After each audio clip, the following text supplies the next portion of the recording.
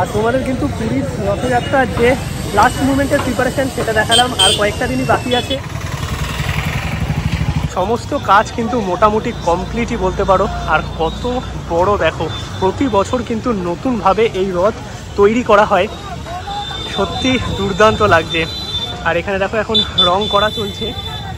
বলরাম দেবের রথ, সুভদ্রার রথ এবং জগন্নাথ দেবের রথ, আর যেভাবে সাজানো আছে এইভাবেই কিন্তু রথের দিন মানে 7 তারিখে রওনা দেবে জগন্নাথ দেব তার নিজের বাড়ি থেকে মাসির বাড়ির উদ্দেশ্যে এই পথ ধরে। হোটেলের তরফ থেকে কিন্তু সুন্দর আমাদের দুজনকে এই দুটো গিফট দিয়েছে, thank you so much. Good afternoon সবাইকে, আর আরো একটা নতুন ব্লগে সবাইকে ওয়েলকাম। বেসিক্যালি তোমরা আগের দুটো পার্ট থেকে জেনেই গেছো যে আমি আছি পুরীতে, আর কালকে যে ভিডিও আপলোড করেছিলাম সেখানে আমি টোটাল পুরী নিয়ে সমস্ত ইনফরমেশন তোমাদের দেওয়ার চেষ্টা করেছি।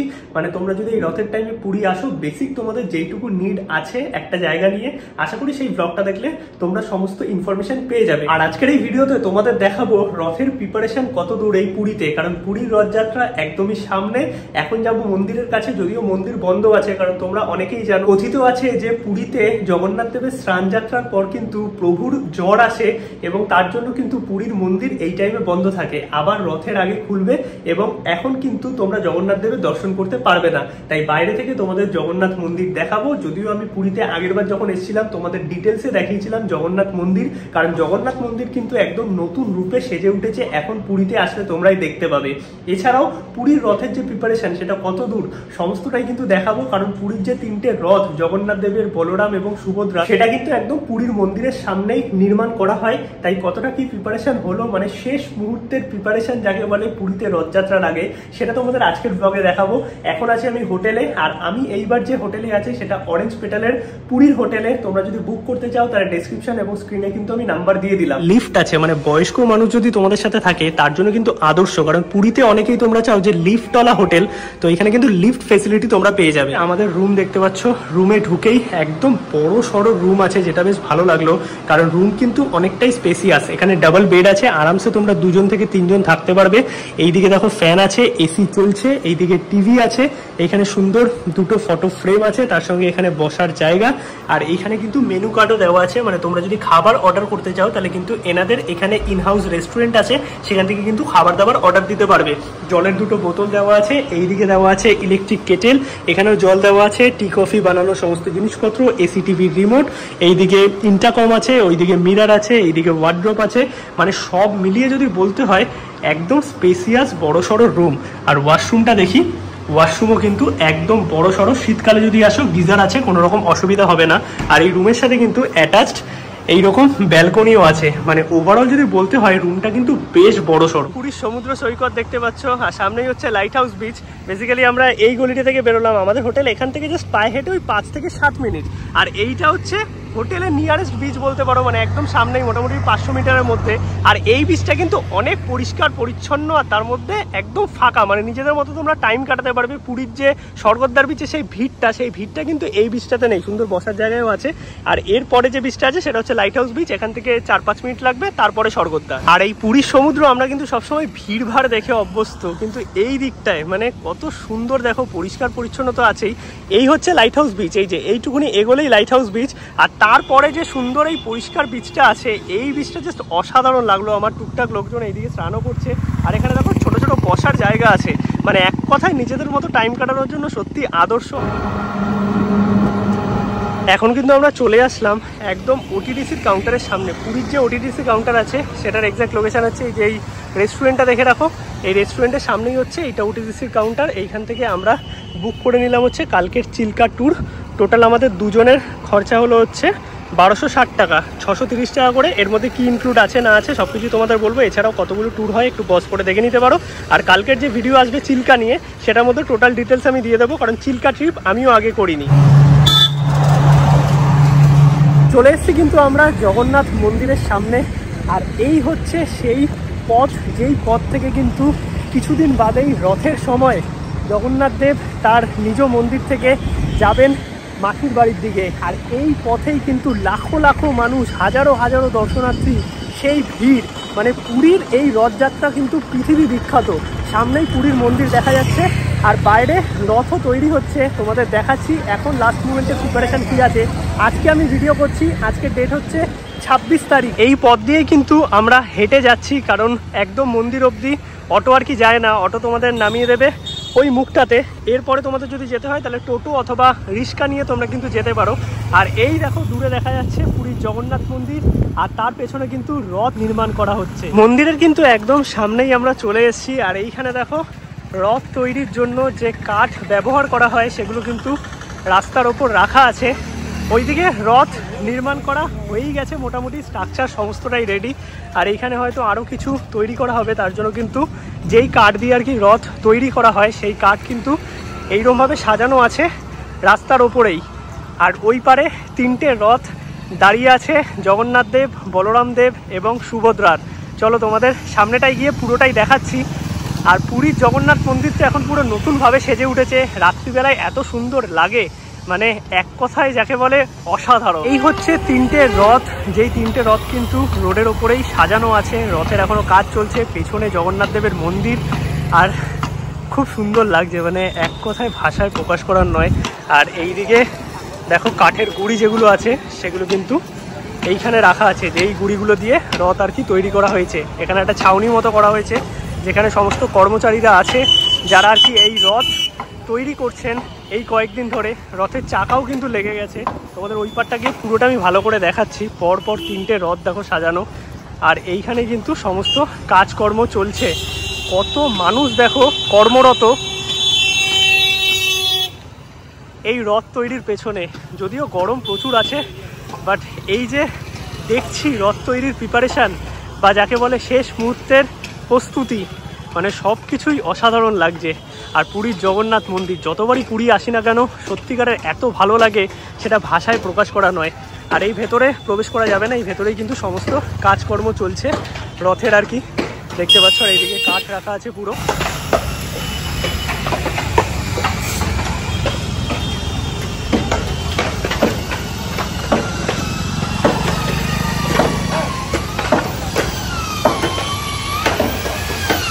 মন্দিরের সামনেই কিন্তু পরপর 3টে রথ রাখা আছে। আর এই হচ্ছে জগন্নাথ দেবের রথ। এই দেখতে পাচ্ছ জগন্নাথ দেবের রথের শেষ মুহূর্তের প্রস্তুতি একদম, মানে সবাই মিলে কর্মরত। আর এই ভেতরেই কিন্তু সমস্ত কাজকর্ম চলছে। কত মানুষ দেখো, সবাই মিলে কিন্তু অক্লান্ত পরিশ্রমে এই পুরো রথকে তৈরি করে এই কয়েকদিনের মধ্যেই। আর সমস্ত কাজকর্ম এই যে ছাউনি করা হয়েছে এর ভেতরেই কিন্তু করা হচ্ছে। আর রথের সামনেও তোমাদের নিয়ে যাচ্ছি, চাকা দেখতে পাচ্ছি রথের কিন্তু লাগানো হয়ে গেছে। আর এই হচ্ছে পুরো মন্দির চত্বর, যেখানটা তোমরা ঘুরতে তো পারবেই। সন্ধেবেলায় মন্দির কিন্তু আরও সুন্দর লাগে। এই হচ্ছে পুরীর জগন্নাথ মন্দির। এইখানে তো সমস্ত কাজ চলছে রথের। আর এই দিকে 2টো রথ রাখা আছে, আর জগন্নাথ দেবের রথ কিন্তু একদম মন্দিরের সামনেই। এই হচ্ছে জগন্নাথ দেবের রথ।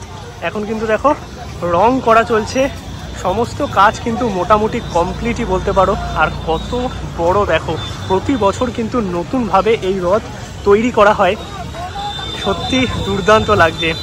আর এখানে দেখো এখন রং করা চলছে, এই রঙের মাধ্যমে কিন্তু সুন্দরভাবে সজ্জিত হবে জগন্নাথ দেব, বলরাম এবং সুভদ্রার রথ। আর আরও কাজ মোটামুটি বাকি আছে, এখনও বলতে পারো অনেক কাজ বাকি, সময় অনেক কম। তাড়াতাড়ি এতজন মানুষ আছেন এই রথের সাথে যুক্ত, সবাই মিলে আর কি তৈরি করছেন এই পুরীর রথযাত্রার জন্য জগন্নাথ দেব, বলরাম এবং সুভদ্রার রথকে।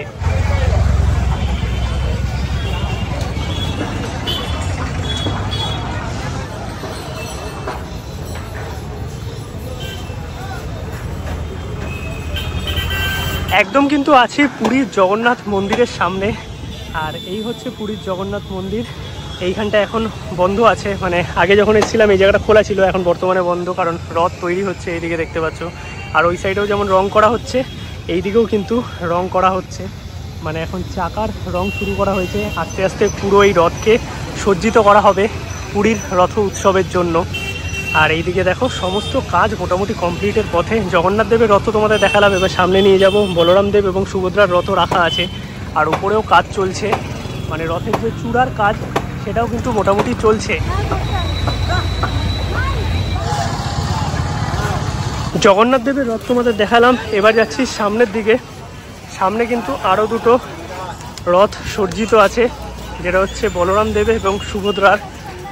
এই রথে রং এখন সবে শুরু হয়েছে। জগন্নাথ দেবের রথের রং কিন্তু মোটামুটি চাকার রং হয়ে গেছে। এই হচ্ছে বলরাম দেব এবং সুভদ্রার রথ সামনের দিকে সজ্জিত আছে। এইখানেও কিন্তু রথের মোটামুটি স্ট্রাকচার রেডি, ওপরের কিছু কাজ চলছে, চূড়ার চাকা লাগানো হয়ে গেছে দুটো রথেই, আর রং কিন্তু মোটামুটি চলছে দেখতে পাচ্ছ। এইদিকে পুরো রথের কাজে কর্মরত সবাই।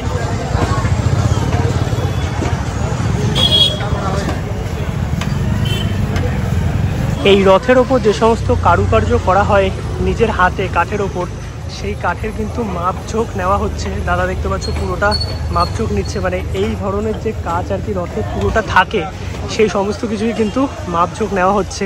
এখনও মোটামুটি কাজ বাকি। এখানে দাদা কিন্তু দক্ষ হাতে পুরো কাজগুলো সামলাচ্ছে। আরও প্রচুর মানুষজন এই এক একটা রথের পেছনে কিন্তু তাদের সমস্ত পরিশ্রম দিচ্ছে, কারণ যত তাড়াতাড়ি সম্ভব এই রথকে সুসজ্জিত করে তুলতে হবে।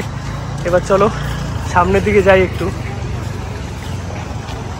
এইখানেও দেখো মোটামুটি রথ কিন্তু স্ট্রাকচার তিনটেরই রেডি, লাস্ট মুহূর্তে যে কাজ আছে সেইগুলো কিন্তু চলছে।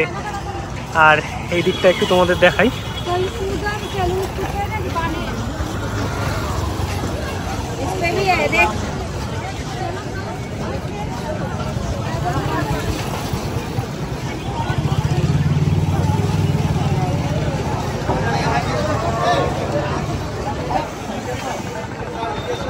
রথের কিন্তু রং করা চলছে, এই যে দাদারা এখানে দেখতে পাচ্ছ রং করছে। জগন্নাথ দেবের রথের রং মোটামুটি কমপ্লিট, বাট এইদিকে সুভদ্রার রথ এবং বলরাম দেবের রথ কিন্তু রং চলছে, সাদা রং করা হয়েছে সবে। এছাড়াও প্রচুর যে কারুকার্য রথে করা হয় সেগুলোর জন্য প্রিপারেশান চলছে। আর ওইদিকে কিন্তু সমস্ত যে ছোট ছোট স্ট্রাকচার যেগুলো আছে সব কিন্তু ওইদিকে তৈরি করা হচ্ছে, করে দেন এইখানে অ্যাটাচ করা হবে এই রথের সাথে।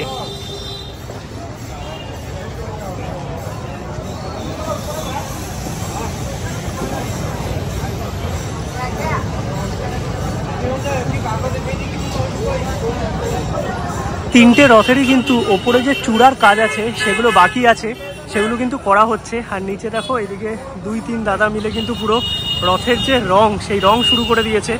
এখানে দাদা একদম দক্ষ হাতে পুরো রং করছে। আর মোটামুটি কারুকার্যও কিন্তু রথের কমপ্লিটের পথেই, কারণ সামনেই রথ, এখন ব্যস্ততার সঙ্গে তাড়াতাড়ি এই রথ সম্পূর্ণ করতে হবে।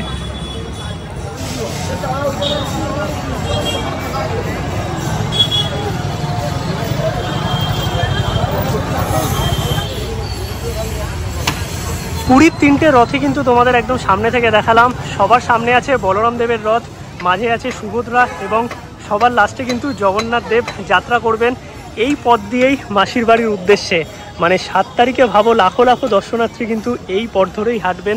তোমরা চাইলে আসতেই পারো, প্রচুর ভিড় হয়। যারা রথের টাইমে এসছো আমায় কমেন্টে জানিও। আর এখানে কিন্তু মানে চারিদিকে দাঁড়ানোর জায়গা পাওয়া যায় না, এত ভিড় থাকে রথের টাইমে। আর রথ কিন্তু এই যে 7টা দিন মাঝের যে গ্যাপ থাকে উল্টো রথের মধ্যে, তখন কিন্তু মাসির বাড়ির সামনে মেলা বসে, সেখানেই কিন্তু রথ সজ্জিত থাকে। তিনটে রথ তো এখানে সজ্জিত আছে একদম জগন্নাথ দেবের মন্দিরের সামনেই। আর এই যে ভেতরে কিন্তু সমস্ত কাজকর্ম চলছে, মানে রথের জন্য যা যা দরকার সমস্ত যে স্ট্রাকচার ছোট ছোট সেগুলো কিন্তু এই ভেতরেই তৈরি করা হচ্ছে। তৈরি করে দেন রথে আর কি লাগানো হবে। বাকি যা কারুকার্য আছে সেগুলো কিন্তু এইখানেই মাপঝোঁক নিয়ে আর কি রথের মধ্যে করা হচ্ছে। আর ওপরে চূড়ার কাজ তিনটে রথেই চলছে দেখতে পাচ্ছ। এক কথায় যদি বলতে হয় একদম শেষ মুহূর্তে তোড়জোড় প্রিপারেশান কিন্তু এখন পুরীতে রথযাত্রার জন্য। ভিডিওটা কেমন লাগলো অবশ্যই কিন্তু কমেন্টে জানাও। আর তোমাদের কিন্তু পুরীর রথযাত্রার যে লাস্ট মুভমেন্টের প্রিপারেশান সেটা দেখালাম, আর কয়েকটা দিনই বাকি আছে। আর কারা কারা রথের দিন পুরীতে আসছো আমায় কিন্তু কমেন্টে জানিও।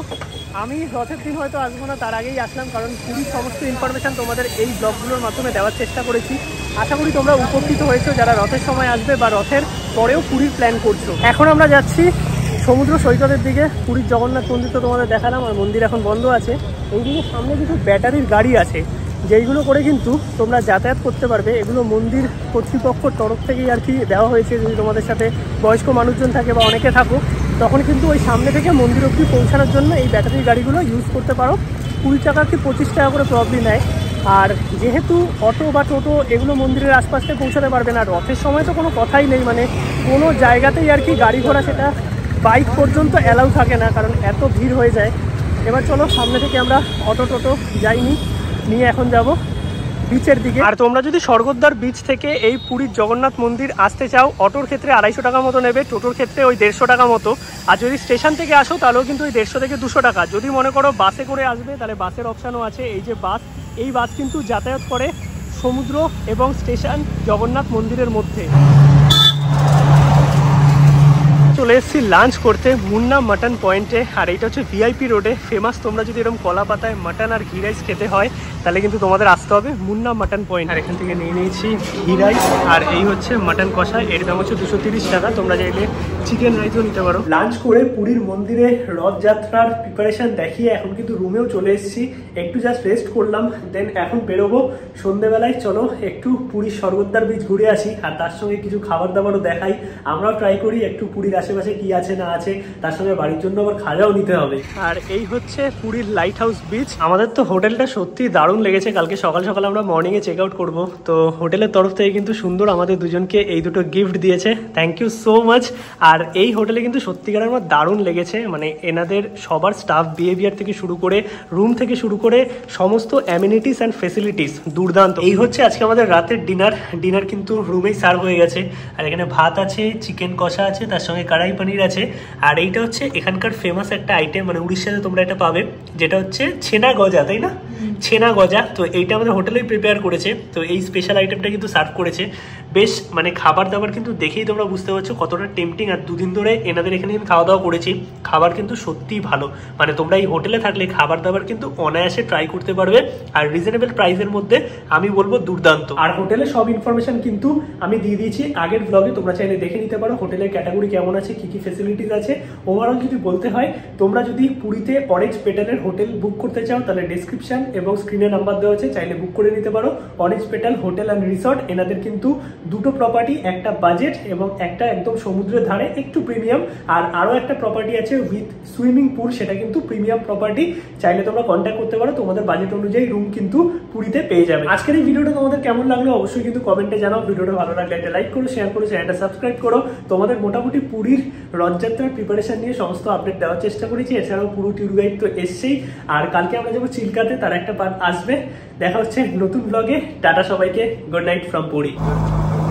চলে আসলাম কিন্তু এই যে চিল্কার আশেপাশে 22টা আইল্যান্ড আছে, তার মধ্যে সবচেয়ে বড় আইল্যান্ড রাজহংস আইল্যান্ডে। আর বোট আমাদের এখানে থাকবে, আধা ঘন্টার সময় আছে।